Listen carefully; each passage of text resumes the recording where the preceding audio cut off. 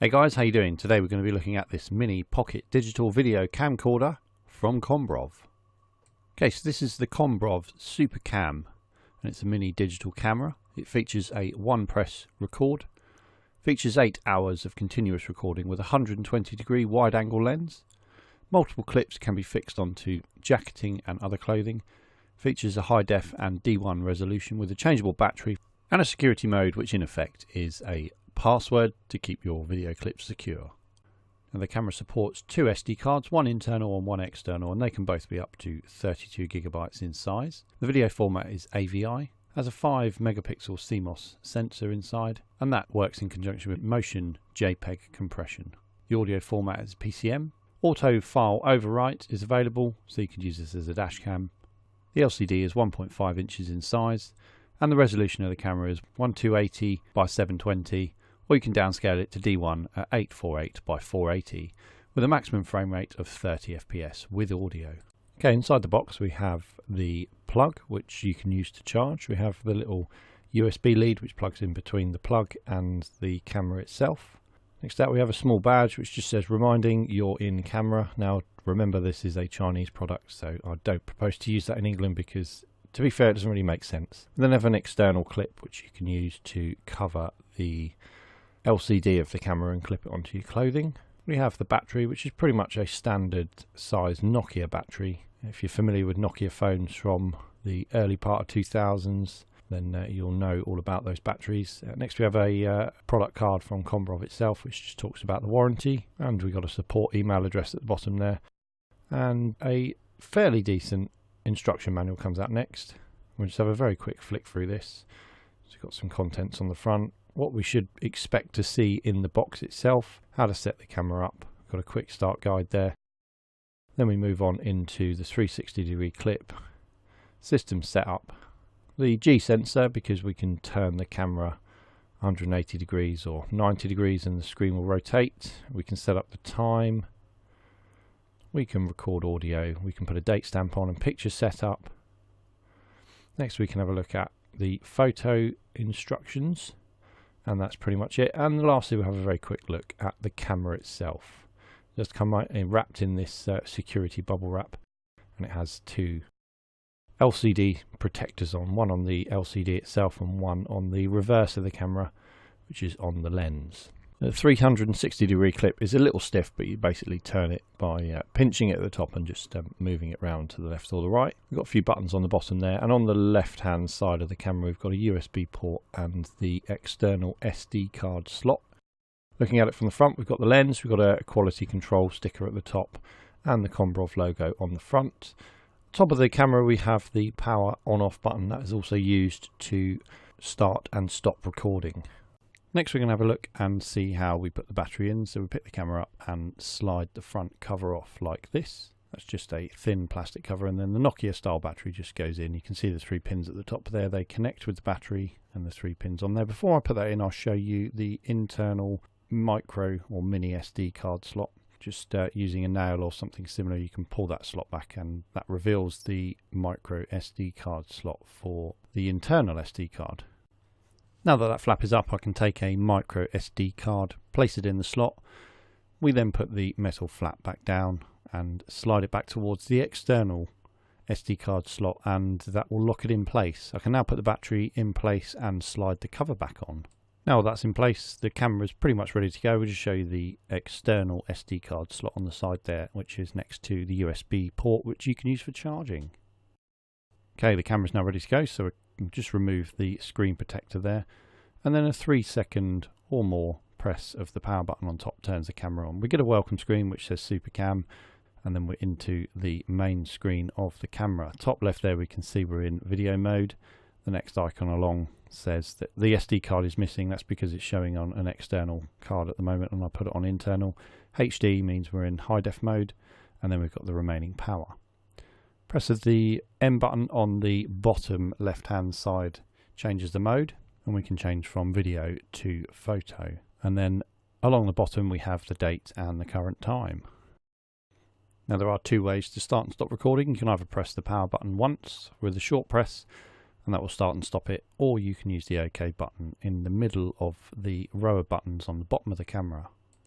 and then by holding down the OK button in the middle of the row of buttons at the bottom of the camera, we can enter the setup menus for the whole camera.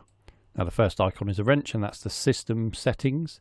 Here we can change the language, we can set up a password so that no one else can access the footage on the camera. We can change the data storage from internal to external. We can set up the G sensor from on or off, and we can auto turn off the LCD. On the second page of those settings, we can format the SD cards. We can set up an audible beep when you press a button. We can restore things to their default settings, and we can see the version of the firmware of the camera. The next icon is of a clock, and here we can set up the time format, and then we can go through and set up the time and date. The next icon is of a video camera, and here we can set up the video settings.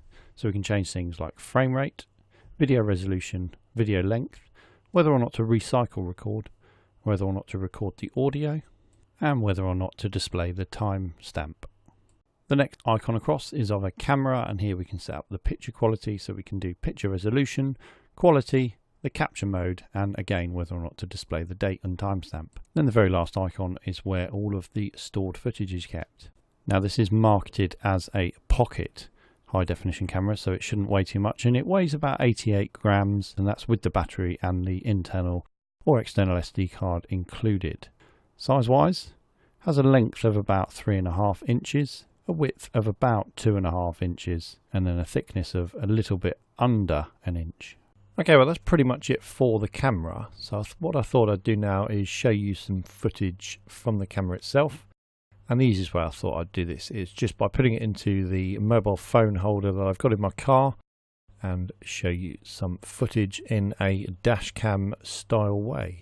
So as you can see, the footage is pretty smooth. This does run at 30 FPS, and the footage generally is in 2-minute chunks. So each clip is about 2 minutes long, and these are roughly around 90 to about 120 megabytes a clip, and that's dependent on how much is actually in shot. So my nighttime footage generally drops down to about 60 to 80 megabytes per clip, and the daytime footage generally is hovering around 90 to 120. I think the camera does a fairly good job of keeping up with the frame rate. There's a fair amount going on in the video, and 30 FPS seems just about right for this. So if you're thinking about using this for a dash cam or something similar, then it's probably a good bet. Conversely, here is some nighttime footage of my journey to work last night. You can see the camera does a fairly good job of low light footage when you've got headlights from a vehicle or street lighting. However, in pitch black or total darkness, then the camera pretty much picks up nothing, because it's got no infrared lights on, so you can't really use it for low level or complete darkness, because it's just not going to work. And then what we have here is a still image of my phone. Now I've taken this using the photo capture mode on the camera, and I have to say the camera does a pretty shocking job of this. It's completely out of focus, and it's pretty much of no use at all. And this photo was taken at the highest resolution that the camera can take, so it's 5 megapixels. However, the image size only comes out at about 101 kilobytes, so something has gone awry somewhere. Okay, and the very last thing we're going to talk about is the audio quality from this camera. So this again is the clip of my journey home this morning. I'm just going to let you listen to the quality of the audio that the camera picks up.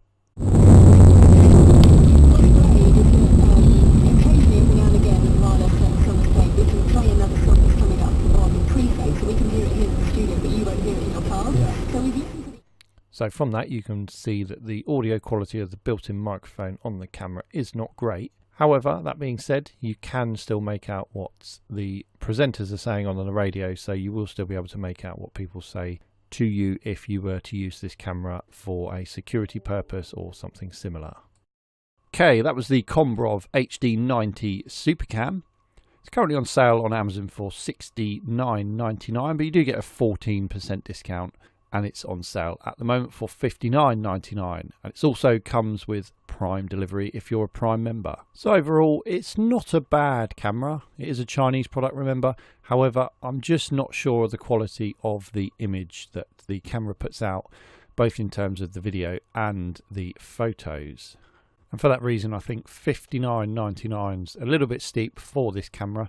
I'd like to see it down probably as low as about £25 in the UK, and I think that's probably a reasonable price for something like this. That being said, you can use it as a dash cam like I have in the car, so it's not a total waste. And one of the key features of this camera is that the clips, or the video clips, will auto delete and write over one another, so you don't have to worry about an SD card filling up. Well, that's it for now, guys. As always, thanks for watching. If you want to buy the Conbrov HD90 Super Cam, then you can click here on the video and that'll take you through to the Amazon site where you'll be able to make your purchase. And remember, if you like the content of the videos, it does help me out if you guys leave us with a like. Failing that, if you're watching the video on YouTube, remember to subscribe for more review videos.